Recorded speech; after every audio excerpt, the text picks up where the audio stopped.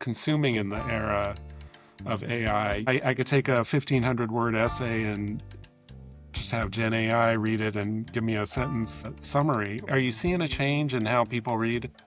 All the time, I'm looking at AI summarization and thinking not just that it hallucinates and is wrong, but it's actually there's something fundamentally flawed with summarization. And we already saw the result of that debate when Cliff Notes launched, right? Did Cliff Notes mean you don't have to read a book? No. In fact, it has a use case, but it never replaced the book, because for a lot of stories, the book is the most efficient delivery mechanism, because we're not reading to memorize a bullet list of facts. We're reading to be transformed in some way, and our brains work with context, they work with emotion. Your brain has to go on the journey in order to change. And so the summary doesn't take you on the journey, and so therefore is not really that effective.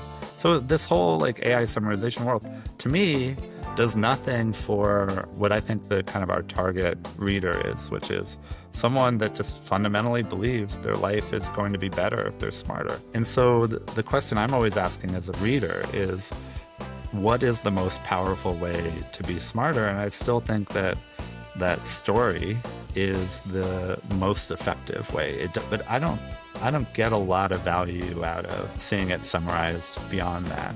So yes, there's a lot more people reading summaries, but it hasn't changed, the need or the hunger to core reader, which is, I think, more, just someone who's got more ambition than a summary